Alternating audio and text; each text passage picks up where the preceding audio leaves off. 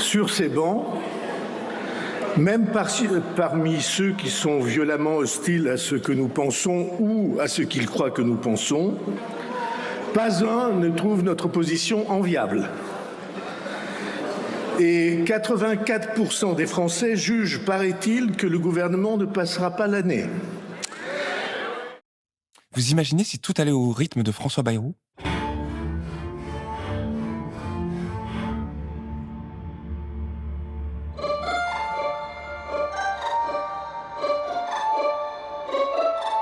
Bon, non, pardon, mais c'est vraiment trop long. Allez, on y va. Je dissous donc ce soir l'Assemblée nationale. Bonjour et bienvenue dans Dissolution. Mardi 14 janvier, François Bayrou a présenté son programme de gouvernement aux députés. On reviendra en détail sur ce programme avant de décortiquer les échanges savoureux entre le ministre et les députés et de revenir sur les quelques petits événements révélateurs de notre vie politique qui vous ont peut-être échappé. Enfin, on fera un petit tour en Isère pour voir comment se porte le NFP dans cette élection partielle très chargée. Mais tout de suite, on commence par la déclaration de politique générale de François Bayrou. Sans surprise, François Bayrou a placé son gouvernement sous les auspices du président dont il partage encore toutes les idées. Si nous ne reconstruisons pas notre unité, comme le président de la République le fait jour après jour, à la fois à la place de la France en Europe et de la vision française de ce que doit être l'Europe, alors nous deviendrions immanquablement, nous entrerions dans la soumission. Je voudrais m'arrêter un instant à un mouvement que nous avons tous connu et qu'à mon sens nous avons négligé, c'est le mouvement des Gilets jaunes. Et immanquablement, il ne parvient pas à comprendre la question des Gilets jaunes. Les Gilets jaunes furent les oubliés du macronisme et de la droite traditionnelle, alors que les autres formations politiques ont voulu entendre leurs demandes de justice sociale. Bayrou a donc voulu réparer. Nous devrons reprendre l'étude des cahiers de doléances qui ont été présentés par les Gilets jaunes, de manière que s'exprime dans notre société, de manière que s'exprime... J'imaginais que vous pouviez adhérer à cette idée, de manière que s'expriment dans notre société les attentes, souvent les plus inexprimées, qui sont celles des milieux sociaux exclus du pouvoir. Proposer, des années après la fin du mouvement, de rouvrir les cahiers de doléances montre à quel point les sphères macronistes restent étrangères aux questions sociales. Et François Bayrou a d'ailleurs mené une charge économique et sociétale très droitière. Comme toutes les personnes du centre et donc au fond de droite, François Bayrou s'est longuement appesanti sur l'insécurité. Il a parlé de l'immigration illégale à Mayotte. Nos compatriotes de Mayotte ne le supportent pas. Et nier que cette immigration illégale soit un facteur de déstabilisation sur la société mahoraise, c'est se voiler les yeux et en réalité se mentir et leur mentir.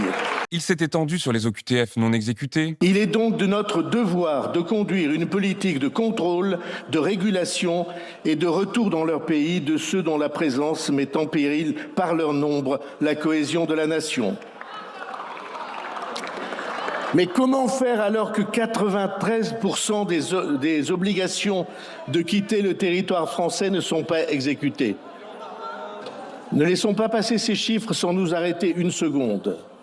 Sur les obligations de quitter le territoire français, 140 000 prononcées tous les ans. Sur ces obligations, on en exécute 7%, ce qui veut dire que 93% ne sont pas exécutés. Pour conclure sur le coup de poing sur la table classique de la droite, il faut de l'ordre et de l'autorité. L'État doit se faire respecter. La République n'existe que si elle se fait respecter. Dans la même veine, Gabriel Attal s'est encore une fois fait le porte-étendard de l'ensauvagement pénal. Un mineur reste un mineur et doit être jugé comme tel. Mais il y a urgence à être plus ferme, plus sévère, plus dur avec ceux qui ne respectent plus rien ni personne. Un gamin reste un gamin, sauf quand il faut le punir. Les discours macronistes sont de plus en plus proches des délires ciotistes. L'ensauvagement gangrène notre société. L'insécurité est devenue le quotidien de millions de Français. Chaque jour, on compte 3 homicides, 1000 agressions violentes, 600 cambriolages, 330 vols avec armes. Une France orange mécanique, nourrie par le flux grandissant d'une immigration de masse de plus en plus incontrôlée. Et économiquement, ce n'était pas mieux. Comme la droite, Bayrou a trouvé une proie facile, les agences publiques que tous les conservateurs se sont échinés à critiquer. Est-il nécessaire que plus de 1000 agences, organes ou opérateurs exercent l'action publique ? Nous connaissons le rôle précieux de plusieurs d'entre elles, comme France Travail. Mais ces 1000 agences ou organes, sans contrôle démocratique réel, constituent un labyrinthe dont un pays rigoureux et sérieux peut difficilement se satisfaire.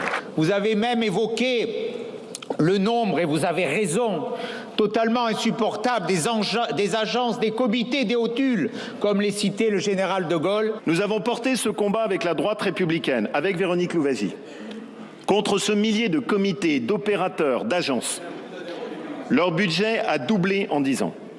L'ANCT, l'ADEME, France Stratégie, autant d'organismes à l'utilité douteuse et au coût bien réel.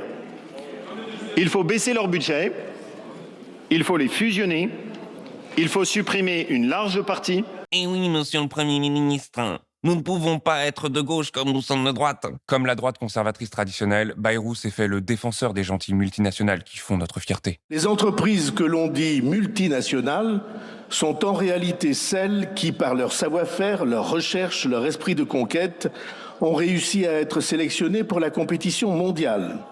Elles font honneur à la France et contribuent à sa richesse.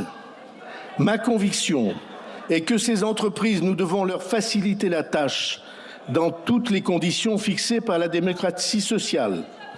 Elles doivent être prémunies contre des augmentations exponentielles d'impôts et de charges, sans quoi nous nous retrouverions dans la même situation que décrit la fable de La Fontaine, de la poule aux œufs d'or. Quand on sait que certaines ont un barème d'imposition inférieur à la moyenne des travailleurs français, on se demande si les œufs d'or ne sont pas tout petits et en plastique. Rien d'original donc, la même rengaine. Moins d'impôts, moins de services publics, plus de police et plus de prisons. Il a cependant essayé de faire de l'œil aux socialistes en annonçant une reprise de la réforme des retraites. Pour apaiser les députés plus sensibles aux questions sociales, François Bayrou a annoncé la création d'une conférence sociale pour repenser la réforme des retraites. Je choisis donc de remettre ce sujet en chantier avec les partenaires sociaux pour un temps bref et dans des conditions transparentes, selon une méthode inédite et quelque peu radicale. Le processus, qui consiste à rouvrir la négociation entre les partenaires sociaux, est une machine à gaz macroniste comme on les connaît bien. Déjà, le point de départ. Pour François Bayrou, la réforme Borne était nécessaire parce qu'on emprunte pour financer les retraites. Ces 40 ou 45 milliards annuels, nous n'en avons pas le premier centime. Chaque année, cette somme, notre pays l'emprunte. C'est-à-dire qu'il a choisi de mettre à la charge des générations qui viennent ou qui viendront le service des retraites que nous versons à chacun de nos concitoyens. Sur les plus de 1000 milliards de dettes supplémentaires accumulées par notre pays ces 10 dernières années, les retraites représentent 50% de ce total. Bayrou oublie bien commodément que l'emprunt est toujours un choix et que d'autres voies sont envisageables. Augmenter les cotisations patronales, salariales ou pour les hauts revenus, ou encore soumettre les grosses retraites à la CSG que tous les travailleurs payent.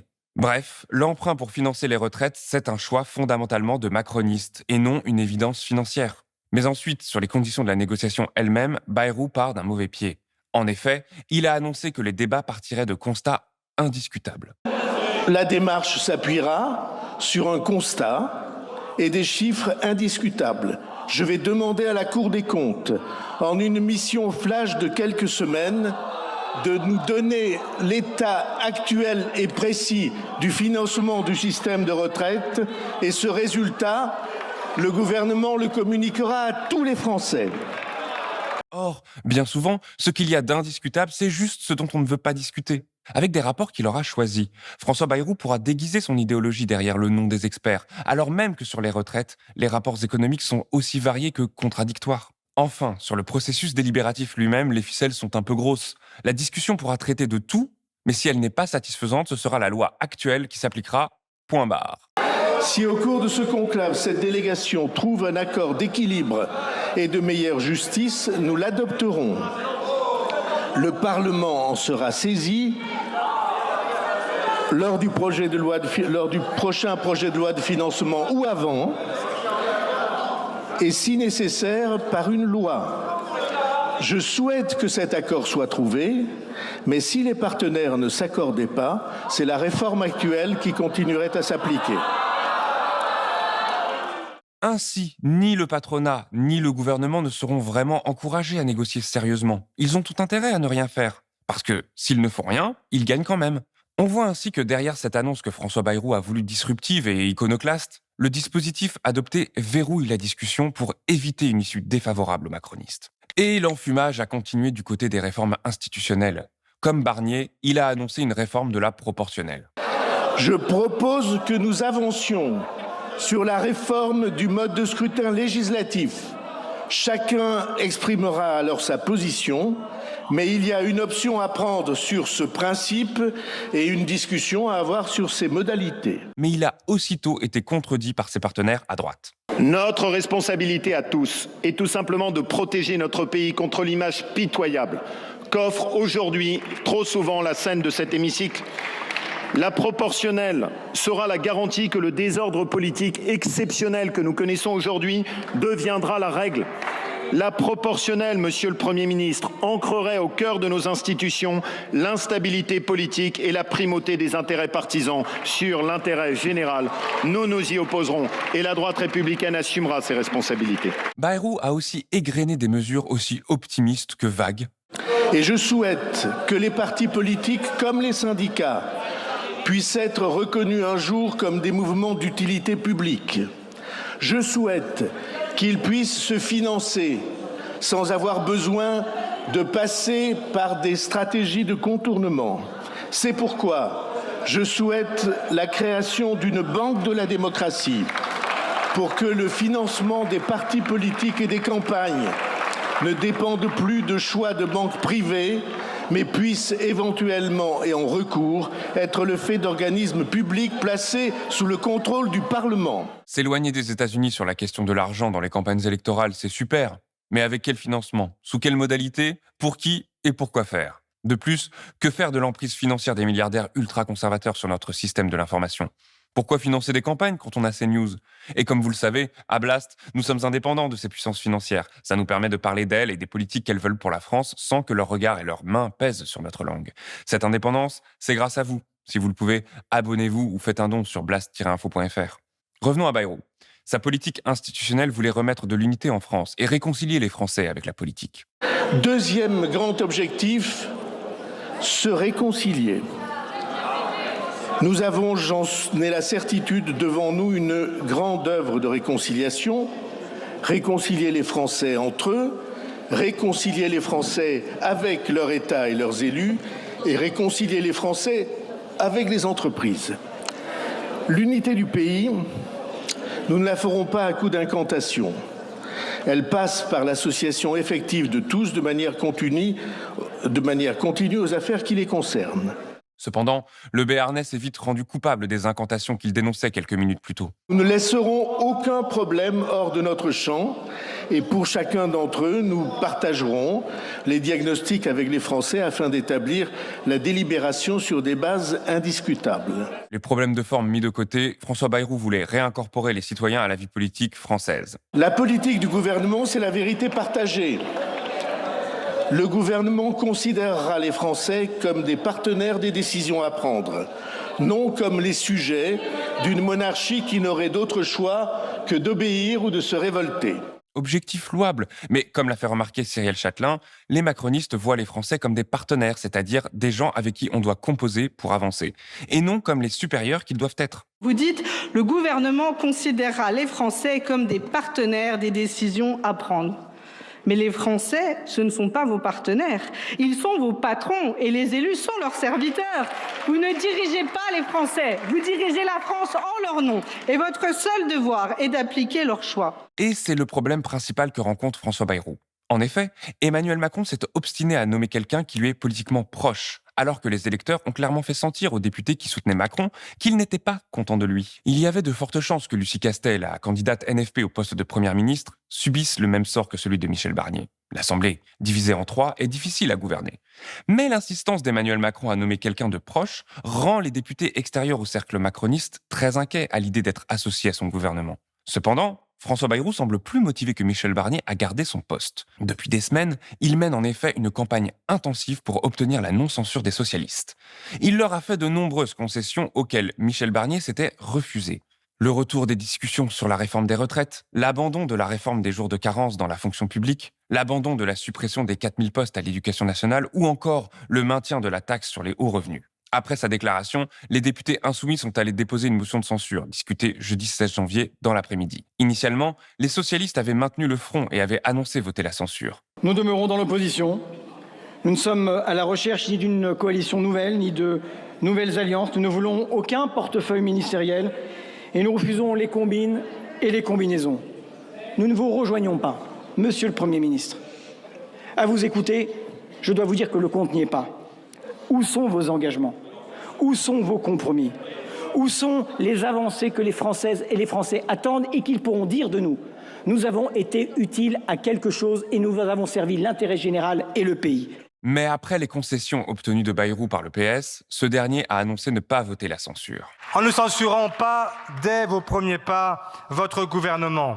Monsieur le Premier ministre, vous l'avez compris, nous ne vous accordons pas pour autant notre confiance.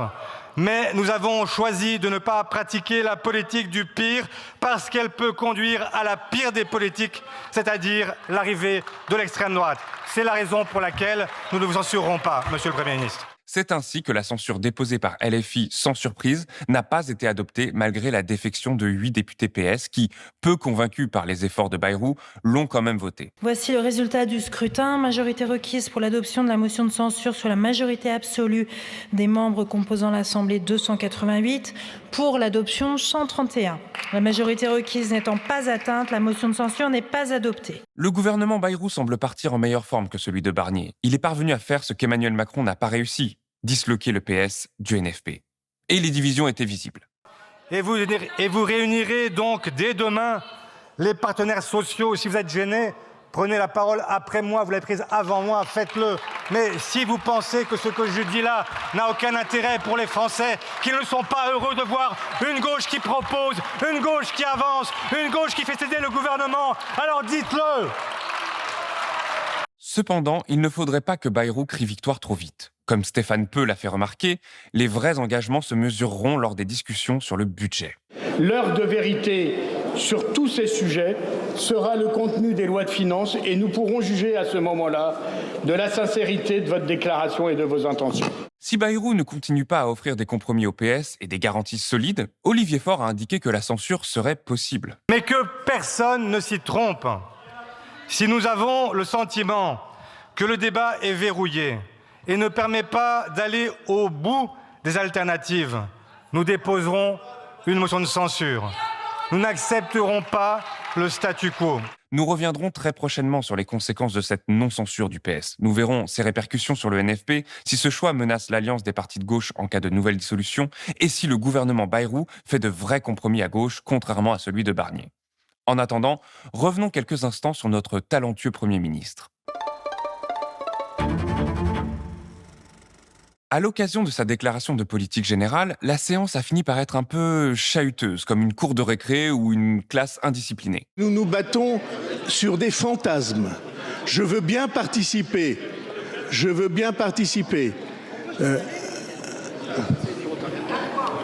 Qui souhaite s'en aller?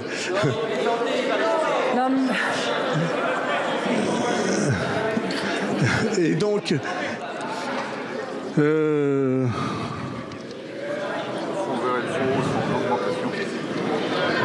Qu'est-ce qui est en augmentation? Hein?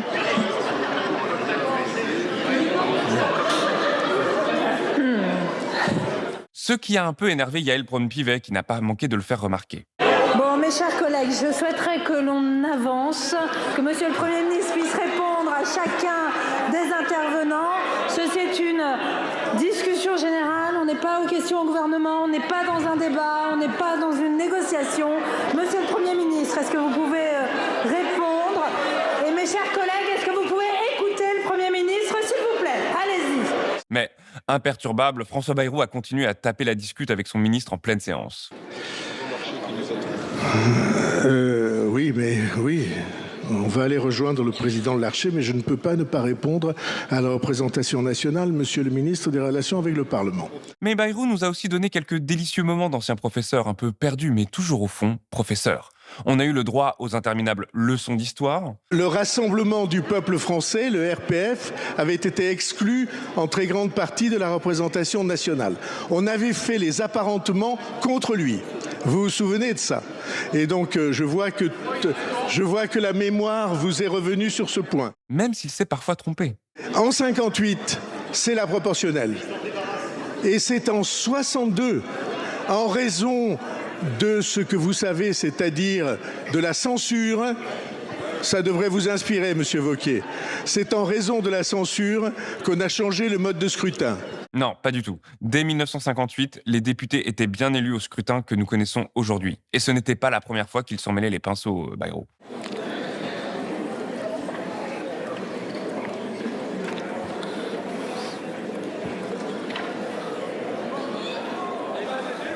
Je suis là.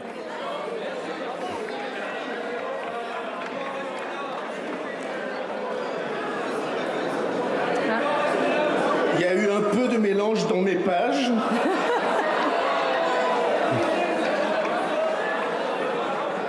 Merci beaucoup. Ce qui s'est reproduit. Vous avez eu raison d'évoquer...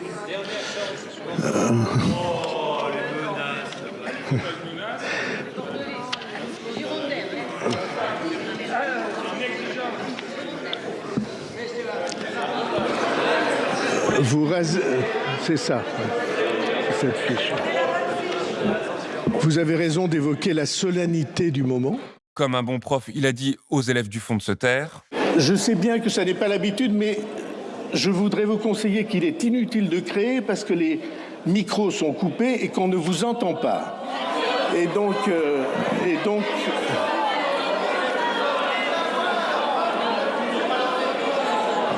Ce n'est pas la peine de crier, on ne vous entend pas.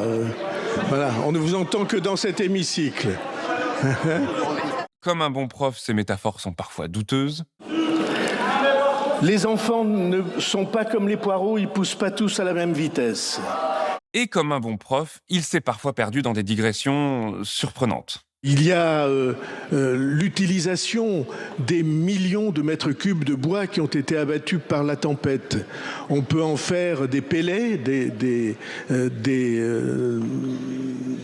découpes de bois de petite taille, peut-être pour alimenter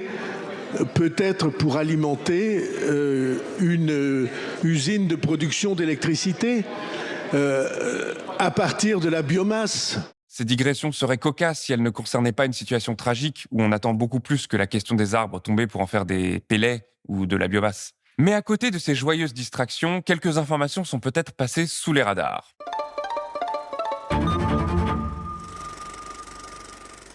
L'arrivée de Darmanin à la justice est un mauvais signal pour tout le monde, mais ce qui n'a peut-être pas été remarqué tout de suite, c'est son choix de directrice de cabinet. En effet, Gérald Darmanin a choisi de nommer comme plus proche conseillère Agnès Thibault-Lecuivre, ancienne directrice de l'Inspection générale de la police nationale. Cela en dit long sur les profonds liens de confiance qui doivent les unir. Cela en dit long aussi sur sa nomination jadis à la tête de l'IGPN. Sans surprise, Darmanin y avait mis avant tout quelqu'un de confiance. Nul doute qu'elle continuera à défendre au mieux les intérêts du désormais garde des Sceaux. Lors des débats sur le programme gouvernemental, Laurent Wauquiez s'est fait, comme on l'a vu, le pourfendeur des dépenses publiques inutiles, fustigeant les administrations inefficaces et dispendieuses. Cependant, l'ex-président du Conseil régional d'Auvergne semble oublier ses propres déboires financiers. Une récente décision du Conseil d'État va contraindre l'exécutif régional à dévoiler tous les papiers concernant de pharaoniques dîners organisés par la région.